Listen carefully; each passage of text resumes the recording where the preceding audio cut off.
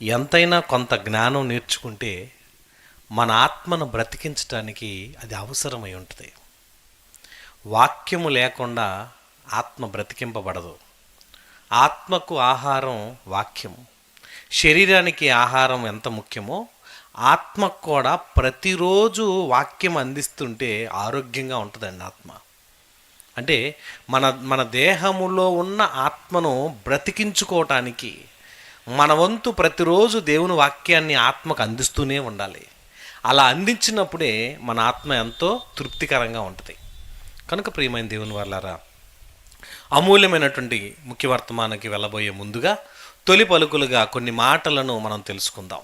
ఎందుకంటే భూమి మీద ఉన్నటువంటి ప్రతి మనిషికి దేవుని వాక్యము వెళ్ళాలి, వినాలి, నేర్చుకోవాలన్నది దేవుని ఆశ. ఆయన ఆశను నెరవేర్చేవారు ఎందరున్నారా అని ఆయన ఎప్పుడూ ఎదురు చూస్తూనే ఉంటాడు. అయితే ఈరోజు కొంత అమూల్యమైనటువంటి చిన్న మాటలు విన్న తర్వాత ముఖ్య వర్తమానంలోకి వెళ్దాం. పొరపాటున జరిగిన తప్పులకు దేవుడు క్షమిస్తాడా, శిక్షిస్తాడా? పొరపాటున జరిగిన తప్పులకు దేవుడు క్షమిస్తాడా, శిక్షిస్తాడా? ప్రియమైన దేవుని వాళ్ళారా, పొరపాటు అనేది ఎప్పుడు జరిగిద్దండి? మనం ఏదైనా హడావుడిలో ఉన్నప్పుడో, చూసో చూడకో జరిగినప్పుడు సారీ బ్రదర్ అంటారు. అనగానే పక్కన వాళ్ళు ఏమంటారు మనల్ని? ఓకే, ఇట్స్ ఆల్ రైట్, వెళ్ళిపో, పర్లేదని అంటారు. వేగంగా వెళ్ళిపోతూ బండి సడన్గా ఎవరైనా అడ్డరాగానే టక్కున బ్రేక్ వేస్తారు. బ్రేక్ వేయగానే ఆ వచ్చే వ్యక్తి ఈయన చూసుకోకుండా వచ్చేసాడు అనుకోండి, ఫోన్ మాట్లాడుకుంటానో ఏదో ఆలాపనలు ఉంటేనో ఎంత హార్న్ కొట్టినా ఒక్కొక్కరికి హార్న్ మోగుతుంటుంది. మైండ్ ఆప్సెట్లో ఉంటే హార్న్ కూడా వినపడదు. అప్పుడు వెంటనే ఇంకొచ్చి బ్రేక్ చేసి ఏంటైనా చూడలేదా అనగానే సారీ బ్రదర్ చూడలేదు, ఏదో ధ్యాసలో ఉన్నాను అనగానే ఏమంటామండి? ఓకే అని క్షమిస్తాం. అంటే చిన్ని పొరపాట్లను, చిన్ని తప్పులను మనం క్షమించడానికి ఇష్టపడతాం, అలవాటు పడ్డాం. మరి దేవుడు కూడా క్షమిస్తాడా, శిక్షిస్తాడా? ఎందుకంటే పొరపాట్లు అనేవి చిన్నవే జరుగుతాయి. చిన్న పొరపాట్లలో చాలా పెద్ద నష్టాలు ఉంటాయండి. పొరపాటు చిన్నదైనా నష్టం ఎంత ఉంటుంది? చాలా పెద్దది ఉంటుంది. ఆయన ఒక ఫ్యాక్టరీ కట్టాడు. ఫ్యాక్టరీ ప్రారంభోత్సవం రేపు ఉదయకాల సమయంలో.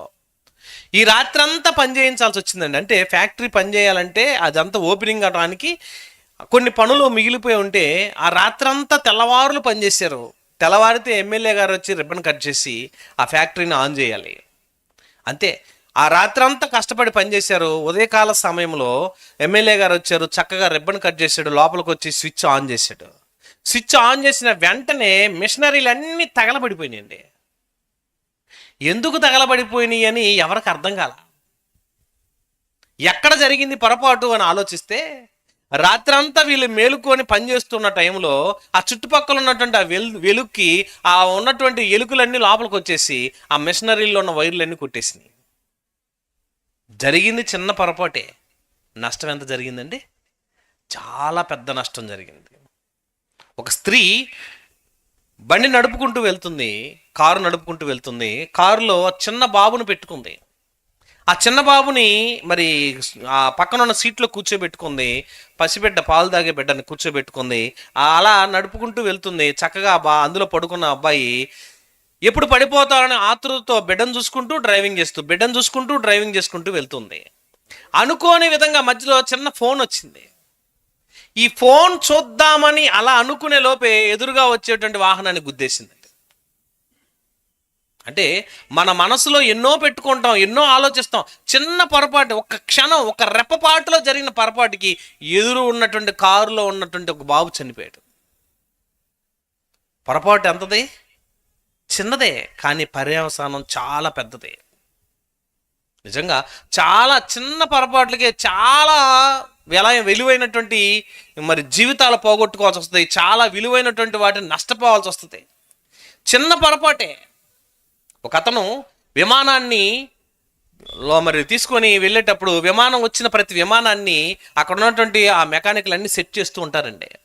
అవి సెట్ చేస్తూ ఉన్న టైంలో అన్నీ చెకింగ్ చేసుకొని రన్వే మీదకి తీసుకువెళ్ళే లోపు అన్నీ చెక్ చేసుకుంటూ ఉంటారు.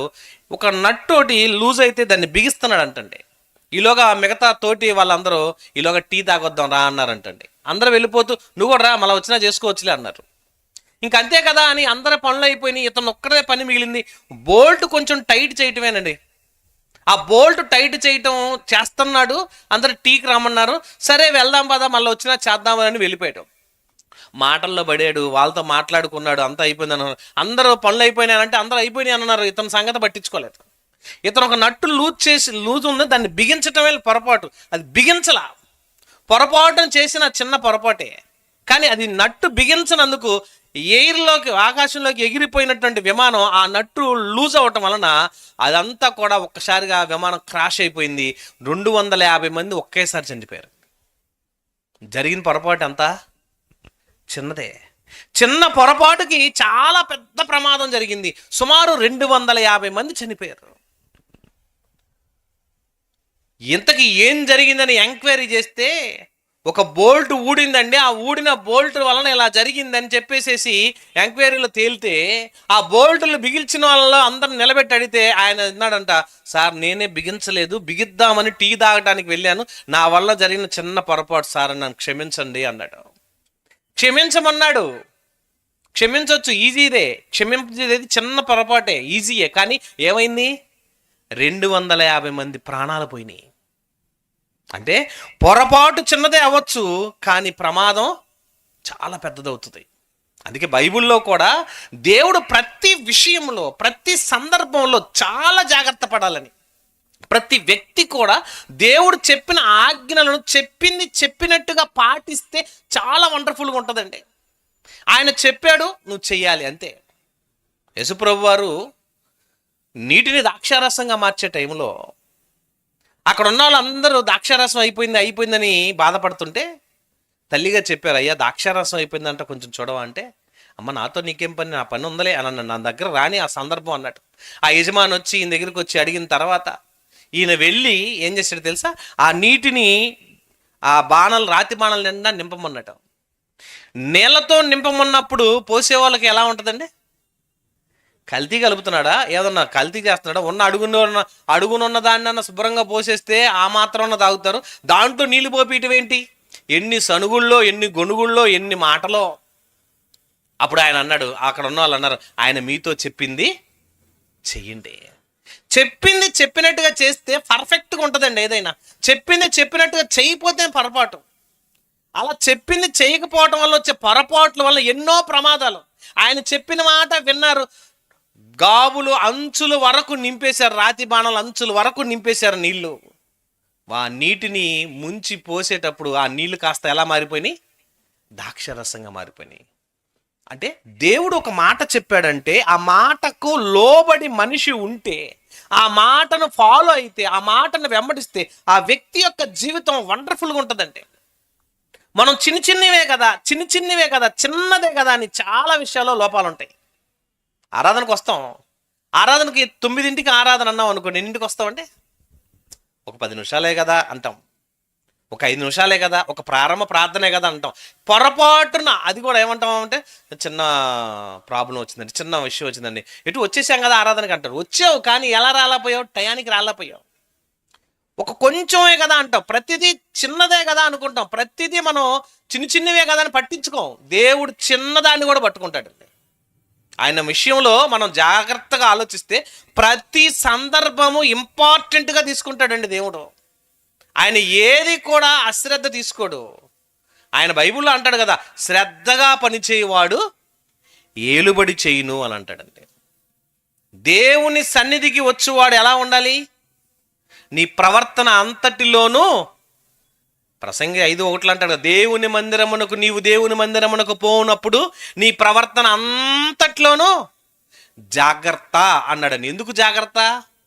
నువ్వు దేవుణ్ణి వెంబడిస్తున్నావు, దేవుని పనిలో ఉంటున్నావు, దేవుని కొరకు బ్రతుకుతున్నావు, దేవుణ్ణి వెంబడిస్తున్నావు, దేవుని గ్రంథం పట్టుకొని తిరుగుతున్నావు. నీ ప్రవర్తనలో ఎక్కడ తేడా వస్తుందో జాగ్రత్త.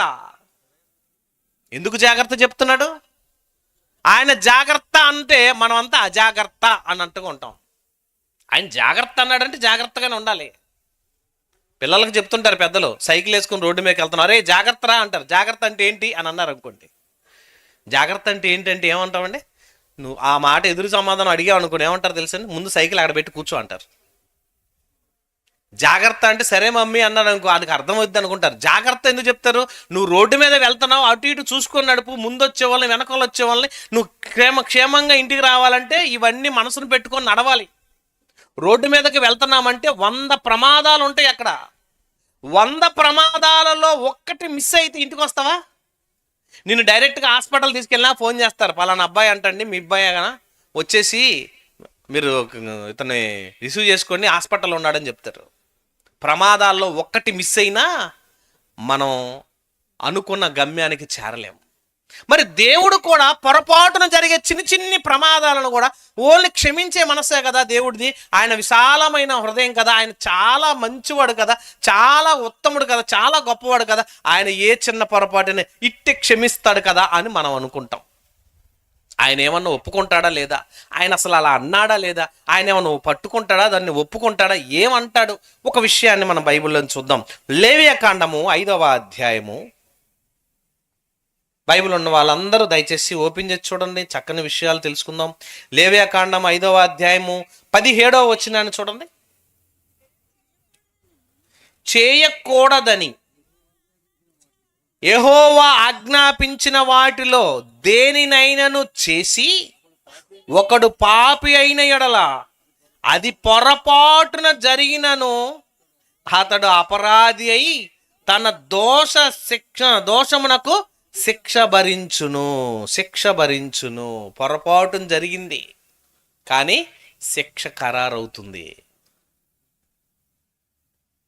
అంటే దేవుడు చెప్పినట్టుగా ఎంత చక్కగా అంటున్నాడు చూడండి. చెయ్యకూడదని యెహోవా ఆజ్ఞాపించిన వాటిల్లో దేనినైనాను చేసి, చెయ్యకూడదు అన్న దాంట్లో దేన్నైనా చేసి ఒకడు పాపి అయిన ఎడల అది పొరపాటున జరిగిందని అనకూడదు, ఇక శిక్ష అమలు అవ్వాల్సిందే. ఎంత ఎంత ఎంత జాగ్రత్తగా వింటున్నాడు చూడండి, ఎంత కరెక్ట్గా చెప్తున్నాడు చూడండి ఆయన. అనుకోకుండా జరిగింది తండ్రి, అనుకోకుండా అయ్యింది, అనుకోకుండా చేసాము, అనుకోకుండా ఇలా అన్నాము, అనుకోకుండా ఇలా, మరి పొరపాటున జరిగింది అన్నామంటే పొరపాటు అయినా శిక్ష ఖరారే. ఏంటంటే దేవుడు ఎంత పర్ఫెక్ట్గా మాట్లాడతాడా? అవునండి, దేవుని విషయంలో అన్ని పర్ఫెక్ట్గా ఉంటాయి, తూచినట్టుగా ఉండాలంటాడు ఆయన. ఆయన పని ఏదైనా తూచినట్టుగా ఉండాలి అని అంటాడు. ఏ మాత్రం తేడా వచ్చినా అస్సలు ఒప్పుకోడండి. ఏంటండి దేవుడు అలా ఉంటాడా, అలా అంటాడా? అవునండి, అన్ని విషయాల్లో అలాగే అంటాడు దేవుడు. అన్ని విషయాల్లో చిన్న పొరపాటునైనా ఒప్పుకోడు దేవుడు. ఏమండి పొరపాటు అనేది కదండి అంటే పొరపాటే, కానీ ఆయన అది మనసును ఒప్పుకోనే లేదంటున్నాడు. సమూయేలు 2వ గ్రంథం ఒకసారి చూద్దాం. సమూయేలు 2వ గ్రంథం 3వ అధ్యాయము 6వ వచనం మీరు చూసినట్లయితే, సౌలు కుటుంబీకులను దావీదు కుటుంబీకులను యుద్ధము జరుగుచుండగా అబ్నేరు సౌలు కుటుంబమునకు బహు సహాయము చేసెను.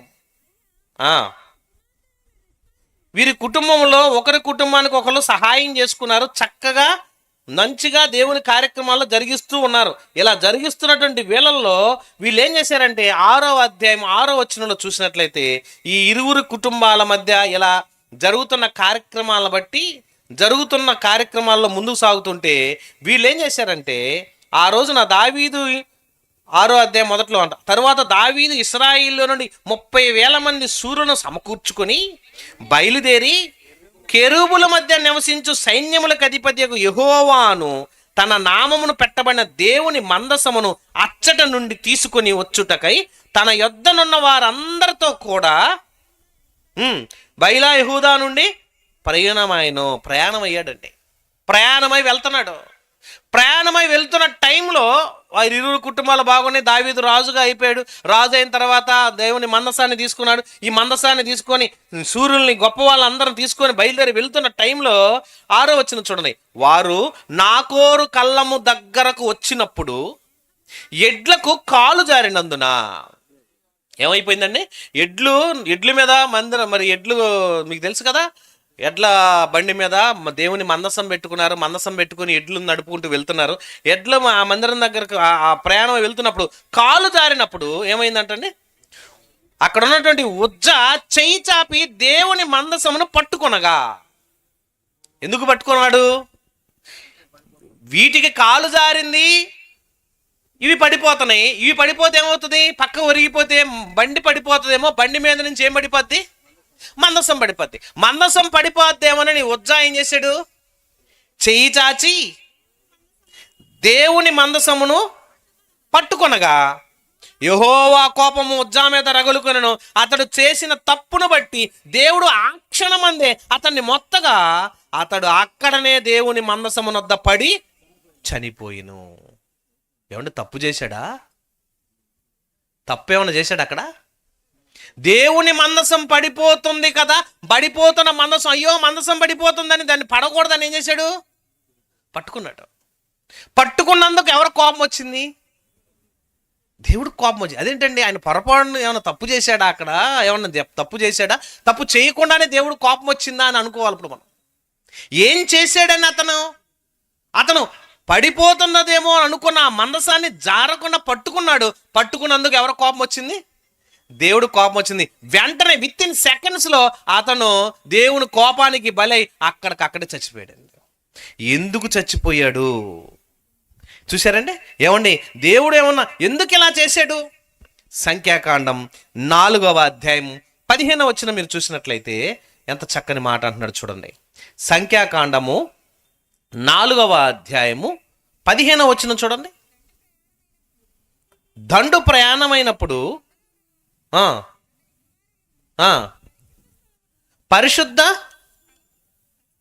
పరిశుద్ధ స్థలముల యొక్క ఉపకరణములన్నిటినీ కప్పుట ముగించిన తర్వాత కహాతీలు దాన్ని మోయరావలెను. అయితే వారు చావకుండునట్లు పరిశుద్ధమైన దానిని ముట్టకూడదు. దేవుని ఆజ్ఞ. ఇక పరిశుద్ధమైన దాన్ని ఎవరైనా ముట్టకూడదు. అది పడిపోతుందా? పడిపోని, అంతే, వదిలేయాలి, అంతే. ఈయన చేసింది ఏంటి? ముట్టకూడదు, కానీ పడిపోద్దేమో అని అనుకొని ఈయన ఏం చేశాడు? పొరపాటున ముట్టుకున్నాడు. ముట్టుకోగలని దేవుడు ఏమని చేశాడు? ముట్టకూడదు దాన్ని ముట్టావు కదా, అందుకని నువ్వేం చేసావు? నువ్వు ఉండకూడదు, చంపేయాలి. ఏమంటే దేవుడు ఇంత పర్ఫెక్ట్గా ఆజ్ఞ పాటించాడు. అవునంటే ఆయన ఒక మాట చెప్పాడంటే మాట విన్నావా విన్నట్టే, వినలేదా విననందుకు నష్టం. అందుకే బైబిల్లో ఒక మంచి మాట అంటాడు, నమ్మి బాప్తీసం పొందినవాడు రక్షింపబడతాడు, నమ్మని వానికి శిక్ష. ఏది ఇంత చిన్న తేడా అయినా ఇంతేనా అంటే, నమ్ముతున్నావా అంతే అంటాడు. నమ్మావా? బాప్తీసం తీసేటప్పుడు కూడా ఏమడుగుతామండి? ప్రభు అయిన యేసుక్రీస్తు వారు నువ్వు నమ్ముచున్నావా? నీ సొంత రక్షకుడని నమ్ముచున్నావా? ఆయన చనిపోయి తిరిగి లేచాడని నమ్ముచున్నావా? నీ పాపాలన్నీ కడిగి వేస్తాడని నమ్ముచున్నావా? చూడండి, ఆ మాటలన్నీ అడిగినప్పుడు మనం ఏమంటాం? నమ్ముచున్నాను, అంగీకరిస్తున్నాను. ఇలా చెబుతున్నప్పుడు నీ మాటను బట్టి తీర్పు ఉంటుంది. దేవుని విషయంలో ఆయన ఒక ఆజ్ఞ జారీ చేశాడంటే, ఆజ్ఞ జారీ అయినప్పుడు జారీ అయిన దాన్ని పర్ఫెక్ట్గా పాటించాలి. పాటించలేదో ఆయన కోపము నీ మీద రగులుకుంటుంది. ఇక్కడ ఉజ్జా చెయ్యి జాపి పట్టుకున్నాడు. తప్పు చేశాడని అనుకోవట్లేదు. అక్కడ అందరూ ఏమనుకున్నారు? అతను ఏం తప్పు చేశాడండి? ఎద్దులు కాలు జారింది, మందిరం మరి మందసం పడిపోతుంది. పడిపోతున్న మందసాన్ని పట్టుకున్నందుకు దేవుడు కోప్పడాలా అంటే ముందు ఆజ్ఞ జారీ చేశాడు. పరిశుద్ధమైన దాన్ని ఎవరు కూడా ముట్టకూడదన్న ఆజ్ఞ ఫాలో అయ్యాడు. కాబట్టి ముట్టిన వెంటనే ఉజ్జా మీద దేవుడు కోపం వచ్చింది, చంపేశాడు. నిజంగా అండి, దేవుని విషయంలో మనం చాలా జాగ్రత్తగా ఉండకపోతే చాలా నష్టపోతాం. దేవుడు ఒక మాట చెప్పాడంటే అంతే కదా, అదే కదా, ఇంతే కదా, ఏముందలే, మన ప్రభువే కదా, మన యేసు ప్రభువే కదా, మన రక్షకుడే కదా, మన కోసం ప్రాణం పెట్టిన మన బంధువే కదా అన్నట్టుగా ఆలోచిస్తారండి. కుదరదండి. మోషే అంతటి వాడినే దేవుడు ఒప్పుకోలేదు. చూడండి, సంఖ్యాకాండం 20వ అధ్యాయము 4వ వచనంలో ఒక మంచి మాట అంటున్నాడు. సంఖ్యాకాండం 20వ అధ్యాయములో అయితే మేము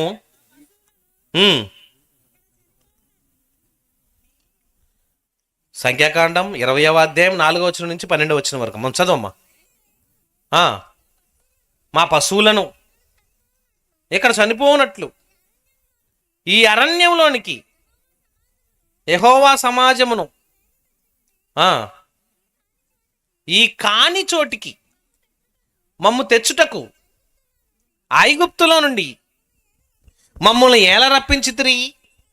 ఈ స్థలంలో గింజలు లేవు, అంజూరాలు లేవు, ద్రాక్షలు లేవు, దానిమ్మలు లేవు, తాగటానికి నీళ్ళే లేవనరి. అప్పుడు మోషే అహరోనులు సమాజం ఎదుటనుండి ప్రత్యక్షపు గుడారం యొద్ద ద్వారం వద్దకు వెళ్ళి సాగిలపడగా యెహోవా మహిమ వారికి కనబడెను. అప్పుడు ఏమైంది చూడండి, అంతటా యెహోవా మోషేకి ఇలాగ సెలవిచ్చెను, నీవు నీ కర్ర తీసుకొని నీవును నీ సహోదరుని అహరోనును సమాజమును పోగు చేసి వారి కన్నుల ఎదుట ఆ బండతో మాట్లాడు. వారందరి ముందు ఆ బండతో మాట్లాడు అనగానే అది నీళ్ళిచ్చును. నీవు వారి కొరకు నీళ్లను బండలో నుంచి రప్పించి సమాజమునకు వారి పశువులకు తాగుటకిమ్ము. యెహోవా అతనికి ఆజ్ఞాపించినట్లు మోషే ఆయన సన్నిధి నుండి ఆ కర్రను తీసుకొని పోయెను. తరువాత ఏం చేశాడు చూడండి, మోషే అహరోనును ఆ బండ ఎదుట సమాజమును పోగు చేసినప్పుడు అతడు వారితో ఏమంటున్నాడు? ఎవరు కోపం వచ్చింది? వీళ్ళు దేవుని మాట వింటలేదని దేవుని ప్రజల మీద ఎవరు కోపడ్డారు? మోషే కోపడ్డాడండి. అంటే నా ప్రజల మీద కోపడటానికి నువ్వెవడవి? దేవుడు కోపం అండి అలా ఉంటుందండి. నా ప్రజల మీద కోపడటానికి నువ్వెవడవి? అందుకని ఏమంటున్నాడు, ద్రోహులారా వినండి, మేము ఈ బండలో నుండి మీ కొరకు నీళ్లు రప్పింపవలెనా అనెను. అప్పుడు మోషే తన చెయ్యి చాచి ఎత్తి 2 మార్లు తన కర్రతో ఆ బండను కొట్టగా నీళ్లు సమృద్ధిగా ప్రవహించను. కానీ దేవుడు ఏమంటున్నాడు, సమాజమును పశువులు తాగాను. అప్పుడు యెహోవా మోషే అహరోనులతో, మీరు ఇశ్రాయేలీయుల కన్నుల ఎదుట నా పరిశుద్ధతను సన్మానించినట్లు నన్ను నమ్మకపోతిరి కనుక ఈ సమాజమును నేను వారికి ఇచ్చిన దేశంలోనికి మీరు తోడుకొని పోరని చెప్పాను.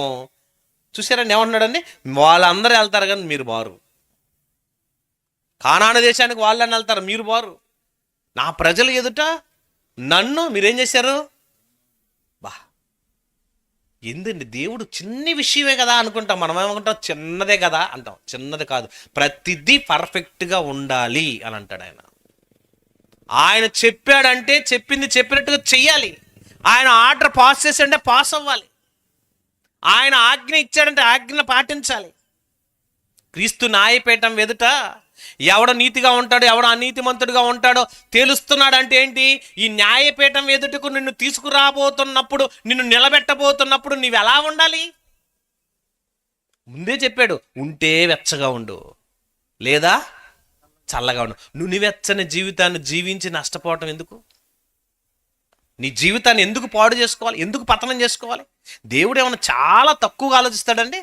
దేవుని కొరకు కష్టపడ్డ ప్రతి వ్యక్తిని, ప్రతి కుమారుని, ప్రతి కుమార్తెను ఏం చేస్తాడు తెలుసా? నీ కన్నీటి బొట్టులను ఏం చేస్తాడంటండి? ఆయన బుడ్డిలో పట్టుకుంటాడు. నీవు పాదాలతో ఎంత దూరం నడిచి పరిచర్య చేస్తావో, ఎంత దూరం ప్రయాణం చేస్తావో, ప్రతి ప్రయాణాన్ని లెక్క కట్టుకుంటాడు ఆయన. నీ కొరకు ఒక గ్రంథాన్ని రాసుకున్నాడు ఆయన. నీ కొరకు ఒక జ్ఞాపకార్థ గ్రంథాన్ని రాసుకున్నాడు. నీ గురించిన ఆలోచన, నీ గురించిన ప్రణాళిక దేవుడికి అంతుంది. నువ్వేంటో దేవుని సింపుల్గా తీసేసుకుంటావు. దేవుడే కదా, ప్రార్థనే కదా. మొదటి ప్రసంగం అయిపోయేలోపు వెళ్ళిపోదాం, రెండో ప్రసంగం అయిపోయి నాకు వెళ్దాం, ఆశీర్వాద ప్రార్థనకి వెళ్దాం. సురేష్ అన్న పిలిచాడు, రాకపోతే ఏమని అనుకుంటాడేమో అని వెళ్దాం. నువ్వేమనుకోని ఇక్కడికి వచ్చావో ఆయన తెలీదా? నువ్వు ఎలా అనుకొని వస్తున్నావో తెలీదా? ప్రతి విషయము దేవుడు పర్ఫెక్ట్గా ఆలోచిస్తాడండి. ఏ వ్యక్తి విషయమైనా నువ్వు హృదయంలో దూషించుకొని పైకి వందనాలు చెప్పినా, ఏమండి 100 లోపల పెట్టుకొని పైకి ఏమంటాం? వందనాలు అన్నా అంటారు. లోపల ఎన్ని ఉన్నాయి? 100 ఉన్నాయి. 100 లోపల పెట్టుకుంటా పైకి వందనాలు అని చెప్తావు. దేవుడు ఒప్పుకుంటాడా? చాలా జాగ్రత్త అండి. పొరపాటును జరిగినాయి అని అనమాకు. పొరపాటునొద్దు, పర్ఫెక్ట్గా ఉండు. పర్ఫెక్ట్గా ఉండంటున్నాడు. మోషే అంతటి వాడినే క్షమించలేదు. ఉజ్జా అంతటి వాడు పట్టుకుంటే క్షమించకుండా వెంటనే ఏం చేశాడు? శిక్షించాడు. ప్రతి విషయంలోనూ ఆయన వదలడండి. చూడండి ఏమంటున్నాడు, ప్రసంగి గ్రంథం 5వ అధ్యాయం 6వ వచనంలో ఒక మంచి మాట అంటున్నాడు. ప్రసంగి గ్రంథం 5వ అధ్యాయం 6వ వచనం చూడండి, ఎంత మంచి మాట అంటున్నాడు. భూమి మీద ఉన్నటువంటి ప్రతి విషయంలోనూ దేవుడు ప్రతి దాన్ని ఇంత జాగ్రత్తగా ఉంటున్నాడా? నీ దేహమును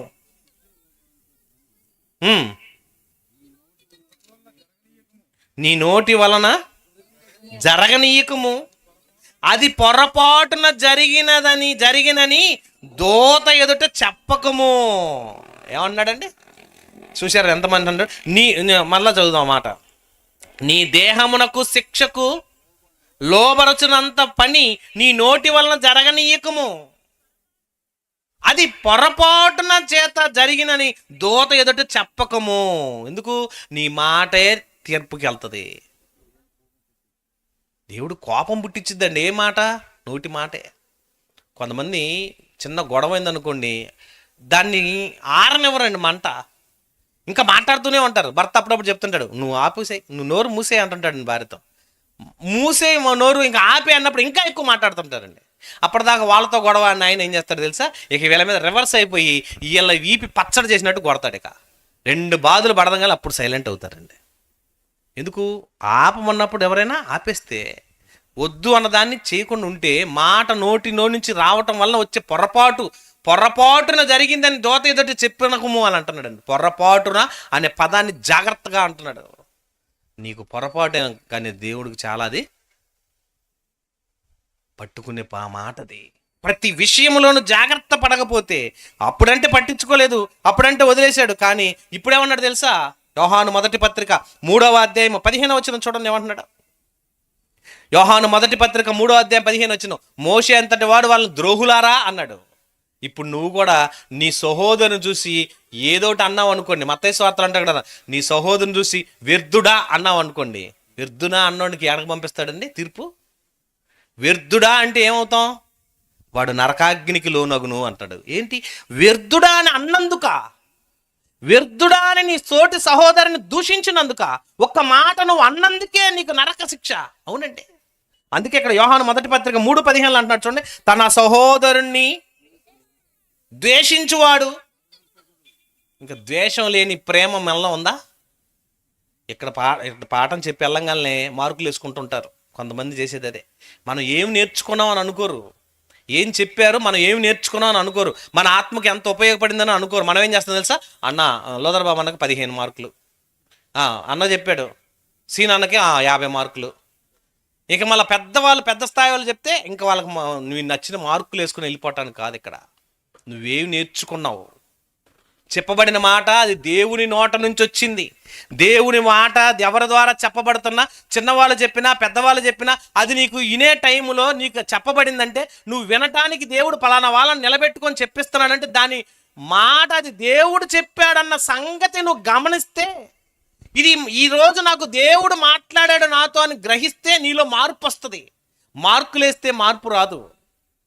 కనుక ప్రియమైన దేవుని వల్లరా, నీకు ఇష్టమైనట్టుగా మాట్లాడటానికి బైబుల్ లేదండి. దేవుడికి చెప్పింది చెప్పినట్టుగా పాటించమన్నందుకే. సహోదరుడి విషయంలోనే ద్వేషిస్తేనే ఏమనిపోతాడు? నరకానికి వెళ్ళిపోతావంటే మరి ఎంతమంది పరలోకానికి వెళ్తారు ఇప్పుడు చెప్పండి? చిన్నదే కదండి, చిన్న పొరపాటే కదండి, చిన్నదే కానీ చిన్నదైనా కాదు. దేవుడు మాట అంటే మాటే. ఆయన పర్ఫెక్ట్గా ఉంటాడు. నేను పరిశుద్ధుణ్ణి కనుక మీరు కూడా పరిశుద్ధులే.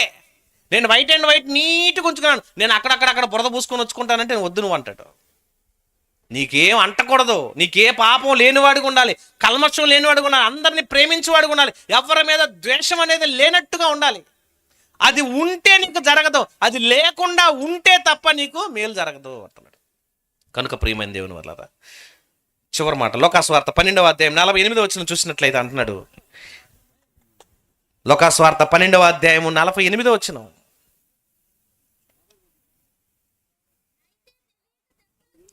ఏమంటున్నాడని, అయితే తెలియక తగిలి దెబ్బలు అంటండి. ఏమండి, దెబ్బల్లో కూడా తెలియకుండా జరుగుతాయా? చూడండి ఏమంటున్నాడు 12వ అధ్యాయం 48 చదువమ్మా. అయితే తెలియక దెబ్బలకు తగిలిన పనులు చేసిన వారికి కొద్ది దెబ్బలే తగులును, ఎవనికి ఎక్కువగా ఇయ్యబడినో వాని యొద్ద ఎక్కువగా తీజుతురు. మనుషులు ఎవనికి ఎక్కువగా అప్పగింతురో వానికి ఎక్కువగా అడుగుదురు. తెలియకపోతే చిన్న దెబ్బలే తగులుతాయేమో, తెలిసికోడు కూడా. ఇప్పుడు మన వాక్యాన్ని విని నేర్చుకున్నాక కూడా మరలా మనం ఆ పొరపాట్లే చేసుకుంటూ మరలా మనకిష్టం వచ్చినట్టుగా బ్రతికాం అనుకోండి, మరింత శిక్ష మనకి తప్పదండి. కనుక శిక్ష అనేది దేవుడు విధించబోతున్నాడంటే శిక్షణలో నుంచి నువ్వు నేర్చుకుంటే శిక్షలకు అమలు కాకుండా ఉంటావు. నీ విషయంలో అంత జాగ్రత్త తీసుకుంటున్నాడు దేవుడు. నిన్ను నిలబెట్టి న్యాయాధిపతుల ముందు తీర్పు తీర్చే పరిస్థితి వచ్చినప్పుడు, తీర్పు తీర్చే వారికి పరిస్థితుల్లో నిన్ను నిలబెట్టినప్పుడు, నీ పరిస్థితి, నీ జీవితం, నీ గాథ అంతా కూడా అందరి ముందు వివరిస్తున్నప్పుడు ఎలా ఉంటుంది? అది నీకు చాలా బాధాకరంగా ఉంటుంది. కానీ దాని జోలికి వెళ్లకుండా ఉండాలంటే ముందే పొరపాటులు జరగకుండా పర్ఫెక్ట్గా ఉండటానికి ప్రయత్నం చెయ్యి. నీ ముందు చిన్నవారు ఉండొచ్చు, పెద్దవారు ఉండొచ్చు, నీకంటే గనులు ఉండొచ్చు, గొప్పవారు ఉండొచ్చు. అందరినీ ప్రేమించు, అందరినీ గౌరవించు, అందరినీ ఆప్యాయత అనురాగాల నుంచు. ఎవరిని వెద్దుడా అన్నా, ఎవరిని దూషించినా నీకు శిక్ష ఖరారవుతుంది. అందుకని పొరపాటును జరిగింది కదా అని నోటి నుంచి అనకుండా, ఆ పొరపాటులు రాకుండా నీ నాలుకను జాగ్రత్త పరుచుకోండి. నీ ప్రవర్తనలు, నీ ఆలోచనలు, నీ తలంపులు అన్నీ కూడా పర్ఫెక్ట్గా ఉండకపోతే పొరపాటు అయినా కూడా దేవుడు క్షమించడు అంటున్నాడు. క్షమించని దేవుని ఎదుట నమ్ముతున్న మనము పర్ఫెక్ట్గా ఉండి నిత్య జీవానికి వారసులు అవ్వాలని, నిత్య జీవాన్ని పొందేటువంటి మాటలు అందించడానికి కుటుంబం ఎంతో కష్టపడి ఇంత సభను ఏర్పాటు చేసి పాంప్లెట్లు వేయించి మనందరికి పాంప్లెట్లు పంచి మనందరం రమ్మని ఆహ్వానించి మన కోసం ఇంత ఏర్పాటు చేశారంటే వారు ఎంత కష్టపడ్డారో. ఆ కష్టం వ్యర్థంగా పోదంటే ప్రతిదీ దేవుడు రెక్క రాసుకుంటాడు. ఆయన నీతిమంతులకి ఇవ్వాల్సింది నీతిమంతులకి, అనీతిమంతులకి ఇవ్వాల్సింది అనీతిమంతులకి ఇచ్చేవాడే. ఎవరిని కూడా డూబు చేసే పరిస్థితి, మోసం చేసే పరిస్థితి దేవుని దగ్గర లేదు. ఆయన అందుకే అంటారు ఆయన న్యాయవంతుడు. ఆయన తీర్పు తీర్చాడంటే పర్ఫెక్ట్గా ఉంటుంది. ఆ తీర్పు విషయంలో మీరు జాగ్రత్తగా ఉండాలని, పొరపాటున అనే పదం రాకుండా పర్ఫెక్ట్గా ఉండటానికి ప్రయత్నం చేద్దాం. కళ్ళు మూసుకోండి, ప్రార్థన చేసుకుందాం. మహోన్నతుడైన మా తండ్రి, మీకు వందనాలు, స్తోత్రాలు దేవా. పొరపాటున జరిగే చిన్ని తప్పులే కదా అని అనుకుంటే మీరు శిక్షిస్తారే కానీ క్షమించరు అని, ఆ విషయాల్లో కూడా జాగ్రత్తగా ఉండమని మాకు ఎన్నో హెచ్చరికలతో కొన్ని మాటలు తెలియజేశారు తండ్రి. ప్రతి విషయంలోనూ మేము జాగ్రత్తగా ఉండటానికి, ప్రతి విషయంలోనూ నీ కొరకు లోబడి ఉండటానికి, ప్రతి సందర్భంలోనూ మిమ్మల్ని ఘనపరచడానికి తగిన శక్తిని, బలాన్ని మాకు దయచేయండి నాయనా. మా జీవిత కాలంలో మేము చేసే ప్రతిదీ లెక్కించుకునే వాళ్ళు మీరు. మేము చేస్తున్న ప్రతి మాట, ప్రతి పాట, ప్రతి ప్రార్థన, ప్రతి అడుగు, ప్రతి కన్నీటి బొట్టును దాచుకొని మీ కవిలలో రాసుకున్నంత గొప్పవారు తండ్రి. ఎంత గొప్పగా మా గురించి మీరు ఆలోచిస్తూ నీ పరలోక రాజ్యానికి హక్కుదారులుగా ఉండాలని మీరు కోరుకుంటే, నీ సన్నిధికి చేరక చిన్ని చిన్ని పొరపాట్లే ఆటంకంగా మారి పరలోక రాజ్యాన్ని పోగొట్టుకునే పరిస్థితి తెచ్చినందుకు, వాటన్నిటి నుంచి తప్పించబడటానికి క్రీస్తు న్యాయపీఠం వెనుక ఎలాంటి తీర్పులు జరగబోతున్నాయన్న సంగతి నీ కుమారుడు ద్వారా తెలియజేసి, నీతిగా, న్యాయంగా, నమ్మకంగా నీ పరిచర్ల పనిలో కొనసాగించి తీర్పులోనికి రాక మేము తప్పించి రక్షించుకునే గొప్ప భాగ్యాన్ని, శక్తిని మాకు దయచేయమని, నిరంతరం నీ సేవలో, నీ పరిచర్లు వాడబడినట్టుగా సహాయం చేయమని, ఈ పరిచయ నిమిత్తం, పని నిమిత్తం ఎంతో కష్టపడిన సురేష్ అన్న గారిని బట్టి, వారి కుటుంబాన్ని బట్టి, వారికి ఇచ్చిన భార్యను బట్టి, బిడ్డలను బట్టి ప్రార్థిస్తున్నాం. వారి కుటుంబాన్ని జ్ఞాపకం చేసుకోండి, మీ సేవలో బలపరచండి. నీ పరిచర్లో, పనిలో ఇంకనూ వారిని ఆశీర్వదించి, వారి కుటుంబంలో ఉన్న ప్రతి అవసరతను, అక్కరను తీర్చి నిత్య రాజ్యానికి వారిని వారసులుగా చేయమని, ఇదిగో తండ్రి, ఈ ఏర్పాటు చేయబడినటువంటి ఈ కార్యక్రమం, ఈ కూడిక ఈ గ్రామానికి సాక్షార్థమై వాడబడినట్టుగా, నీ సేవలో నిలబడినట్టుగా, నీ గొప్ప ప్రయోజకులుగా నీ బిడ్డలను వాడుకోమని